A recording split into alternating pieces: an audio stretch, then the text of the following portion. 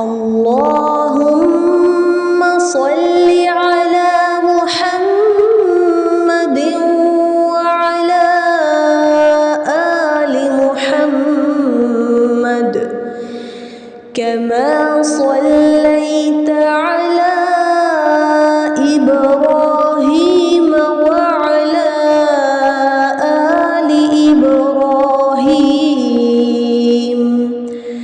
إنك حميد مجيد. اللهم بارك على محمد وعلى آل محمد كما باركت على إبراهيم وعلى آل إبراهيم إنك حميد مجيد.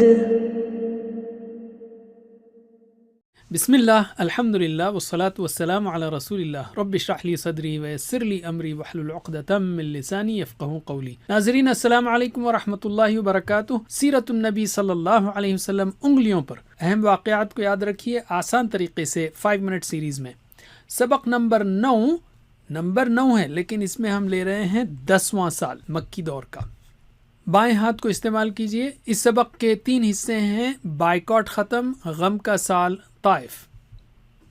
پہلا حصہ لیتے ہیں ہم. بائیکاٹ ختم کب ہوا؟ قریش کا ہر شخص اس معاہدے سے یعنی بائیکاٹ کے معاہدے سے راضی نہ تھا، چنانچہ ان کے بعض ہمدرد لوگوں نے اس ظالمانہ بائیکاٹ کو ختم کرنے کی مہم چلائی. ابو طالب کو رسول اللہ صلی اللہ علیہ وسلم نے خبر دی کہ بائیکاٹ کے صحیفے کو کیڑوں نے چاٹ لیا ہے، صرف اللہ تعالیٰ کا نام باقی ہے. ابو طالب نے قریش سے کہا کہ اگر محمد کی بات سچ ثابت ہوئی تو پھر اس بائیکاٹ کو ختم کرنا ہوگا. کعبے کی چھت پر لٹکایا ہوا بائیکاٹ کا صحیفہ پھاڑنے کے لیے نکالا گیا تو اسے ویسا ہی پایا جیسا کہ رسول اللہ صلی اللہ علیہ وسلم نے خبر دی تھی. نبوت کے 10ویں سال محرم کے مہینے میں بائیکاٹ ختم ہوا اور رسول اللہ نے پھر دین کی دعوت کا کام شروع کر دیا.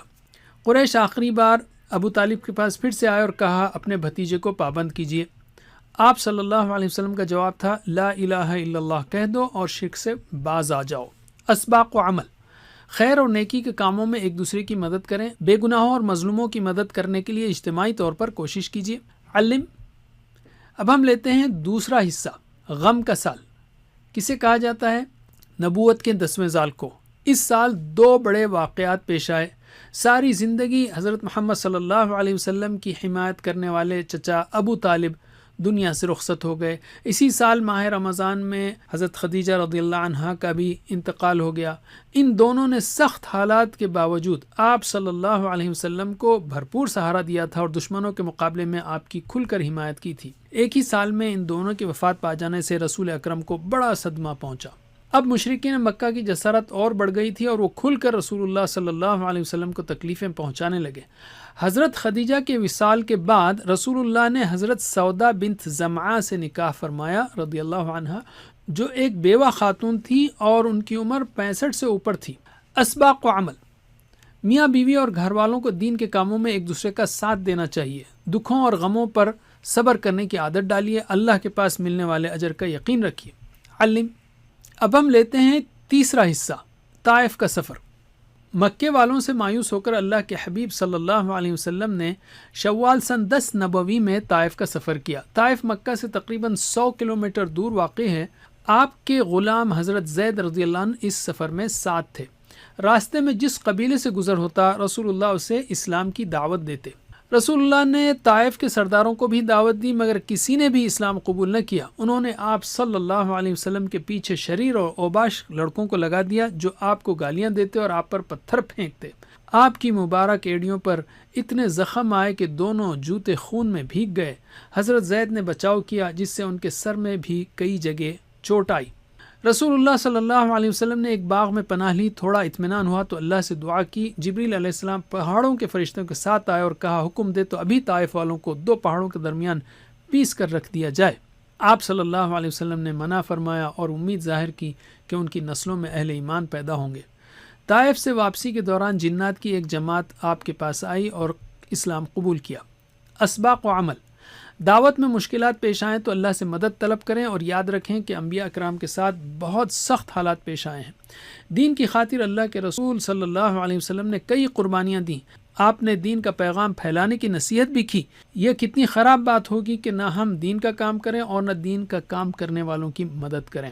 علم، قرآن، جیسا کہ ہم نے اس سے پہلے کہا، اس دور میں 6 سے 10 نبوی میں تقریباً 6 پاروں کے برابر قرآن نازل ہوا ہے۔ اس میں 17 سے 24 کو خاص یاد رکھیے سوائے 21 کے، اور یہ بھی یاد رکھیے کہ اس سختی اور مشکلات کے دور میں آپ صلی اللہ علیہ وسلم ان صورتوں کو کس کیفیت کے ساتھ تہجد اور دیگر نمازوں میں پڑھتے ہوں گے اور صحابہ کو سناتے اور سکھاتے ہوں گے، اور صحابہ بھی ان صورتوں سے کس طرح ایمانی قوت حاصل کرتے ہوں گے۔